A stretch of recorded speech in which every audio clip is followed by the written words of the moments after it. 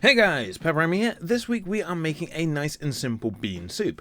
Now this is a great use for any dried beans you may have left over from any other recipes, or even any plain tinned beans you may have gathering dust at the back of your drawers. Now if you are using dried beans, you want to soak them overnight in a large covered bowl with some cold water and optionally some salt. Now I used around 350 grams of assorted dried beans. I think there was about 8 varieties in here. I'm pretty sure they were intended for making bean sprouts, but you can also just use a single type of bean or any of your favorite dried beans that you wish. Now once soaked and plumped, you want to drain and rinse the beans. They should roughly have doubled in weight and size, and then you want to set to one side until needed.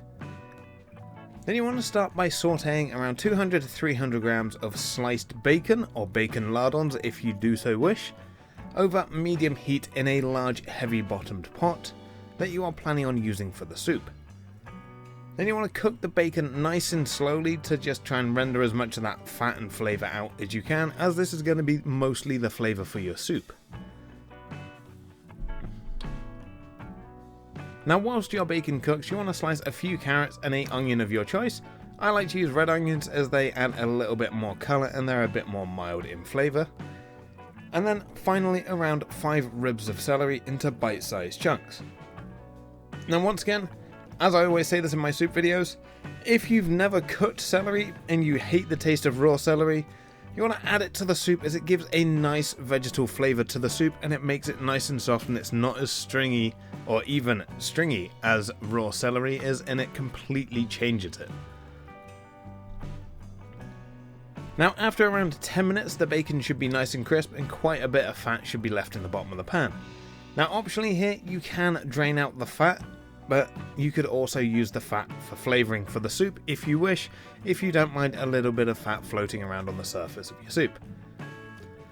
Next, you want to saute the onion, the carrot and the celery with the remaining bacon and optionally the bacon fat if you want to keep it there, until the onion and celery become slightly translucent.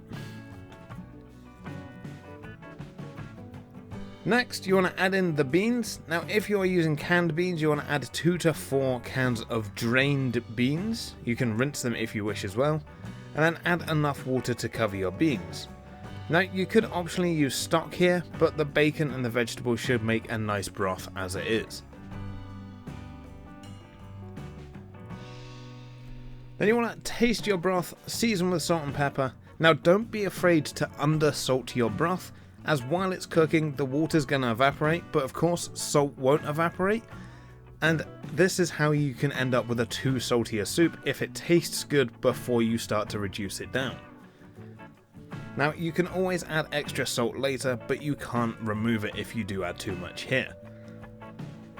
Then you want to cover and simmer for around about an hour and a half, or until the beans are nice and tender but not mushy. Now if you're using tinned beans, you only want to simmer this for around 30 minutes as the beans are pre-cooked and you are just heating them through. Now the bean mix that I had a variety of different sizes, so this was a bit of a risky move on my half, as the smaller beans obviously cooked a lot faster than the larger beans. Now once cut, you can taste for seasoning here, and this is where you can add the extra salt if you are so desiring it. Then to serve, you either want to serve it as is, or you can accompany it with some crisp or some chewy bread, or even just put some croutons over the top. And there you have it, a nice simple bean soup, and it's great if you are on a budget as well, because dried beans are always relatively cheap anyway. And that wraps up this week's video. Now as always, if you like what you saw, let me know down below with a like and a comment. If you are indeed new here, feel free to subscribe for free weekly cooking content. Soup-tember has become a yearly tradition here, so if you want to see more soups, I do have a catalogue of soups under the Soup-tember playlist. But anyway, I will see you all again next week, and thanks for watching.